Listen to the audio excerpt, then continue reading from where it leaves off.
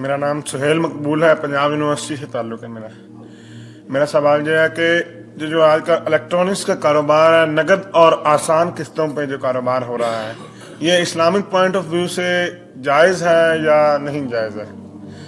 یہ جو بجلی کی مشینیں، ٹیلی ویژن قسطوں پہ بھی اور نقد بھی، یہ جائز ہے یا نہیں؟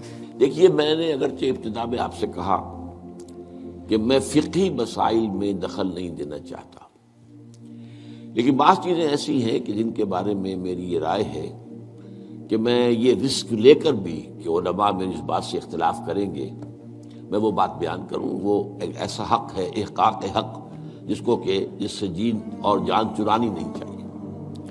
میرے نزدیک یہ معاملہ کہ یہ گلاس اگر آپ نقد خریدتے ہیں تو 10 روپے کا ہے، اور 1 مہینے کے بعد اگر آپ پیسے دیں گے تو پھر 11 روپے ہیں، میرے نزدیک یہ سودی معاملہ ہے،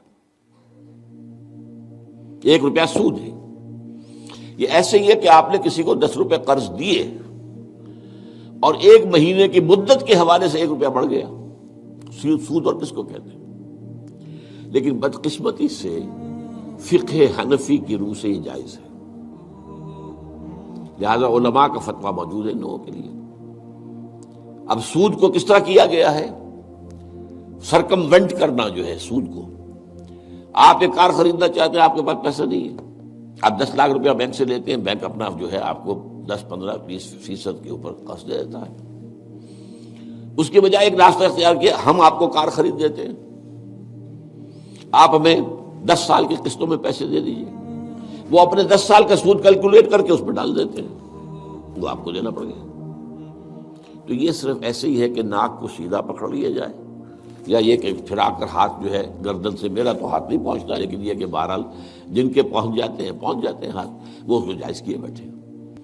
تو میرے نزدیک اصل میں یہ آپ کے سامنے ایک بڑی یعنی دین کی حکمت اور فلسفے کے اعتبار سے بہت اہم بات ہے جو اب کہنے چلا ہوں۔ دیکھیے، آپ کو معلوم ہے کہ حق و باطل کے درمیان کشاکش اور کشمکش اور جنگ یہ تو اول روز سے ہے، ستیزہ کار رہا ہے ازل سے تا امروز، چراغ مصطفی سے شرار بولہوی۔ نتیجہ کیا ہے؟ حق غالب آتا ہے، کچھ عرصے کے بعد پھر باطل سامنے آ جاتا ہے، پھر کوئی اللہ نے نبی بھیجا، پھر حق کو غالب کیا، پھر اس کے اوپر بعد میں کچھ عرصے کے بعد پھر باطل سامنے آ گیا، شیطان نے پھر غلبہ کر لیا۔ یہی ہوتا آیا تو خلافت راستہ کے ختم ہونے کے بعد سب سے پہلی خرابی کیا آئی؟ ملوکیت آ گئی۔ اب موروثی ملوکیت ہے۔ ملوکیت کیا ہے؟ جس کی لاٹھی اس کا بھینس، جس کے پاس طاقت ہے وہ آئے اور حکومت کے اوپر قابض ہو جائے۔ اب کہلاتے خلفاء تھے، وہ خلفاء تو نہیں تھے، بادشاہ تھے، وہ بنو امیہ کے ہوں، بنو عباس کے ہوں یا ترک ہوں، یہ بادشاہ تھے، کہتے تھے خلفاء اپنے آپ کو۔ ایک معنی میں تھا کہ ظاہر بات ہے اپنی اس حاکمیت مطلقہ کے مدعی وہ نہیں تھے، حاکم اللہ ہی کو مانتے تھے، لیکن وہ خلافت راستہ کا نظام جو تھا وہ دنیا میں دوبارہ نہیں آیا۔ اس ملوکیت میں آ کر ظاہر بات ہے دین میں جو فساد برپا کیا ہے، وہ نماز روزے میں کوئی فساد پیدا کرنے کی انہیں ضرورت ہی نہیں تھی، پڑھے جاؤ بھائی نماز، ٹھیک طریقے سے پڑھے جاؤ، لیکن ان کو مالی معاملات کے اندر ملوکیت کا معاملہ جو ہے وہ تو اس کے ساتھ باپ ہوتا ہے۔ سب سے پہلی خرابی یہ پیدا ہوئی کہ جاگیرداری،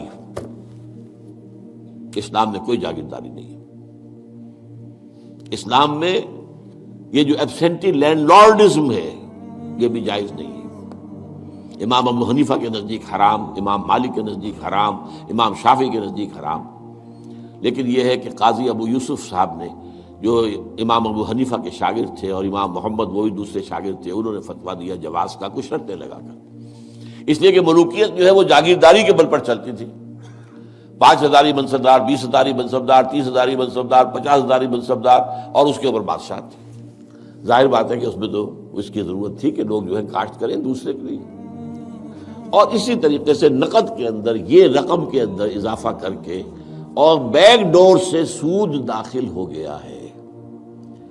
لیکن ایک زمانے میں ہمارے ہاں جب کہ سپریم کورٹ تک معاملہ پہنچ گیا تھا سود کا، تو میں نے اس معاملے میں ایک بہتری کا پہلو دیکھا تھا کہ چلیے کم سے کم ایک سود اسی درجے تک تو آئے گا نا کہ 1 مہینے کے بعد پیسے دو گے تو 11، اگر 2 مہینے ہو گئے تو وہ 12 نہیں ہوں گے، 11 ہی رہیں گے، یعنی ایک انیشل سٹیج پر تو سود آ گیا، لیکن اس کے بعد وہ پرپیچویٹ نہیں کر رہا، بڑھ نہیں رہا ہے. 3 مہینے کے بعد 13 نہیں ہوں گے، رہیں گے وہی 11 ہی. تو کم سے کم یہ کہ لمیٹیشن تھی. اب یہاں قسطوں نے اس لمیٹیشن کو بھی ختم کر دیا. آپ 20 سال کی قسطیں بنا دیجئے. مارگیج ہاؤسز کا جو دنیا کے اندر چل رہا ہے 20 سال کا، 30 سال کا مارگیج ہوتا ہے. وہ گویا کہ پھر سود کو انہوں نے اپنا پورا حصہ جو ہے کاؤنٹ کر کے اس میں ملا کے اور اس کی قیمت رکھ دیتے. میرے نزدیک یہ چیزیں حرام ہیں، اور میں ڈنکے کی چوٹ کہتا ہوں کہ حرام ہیں.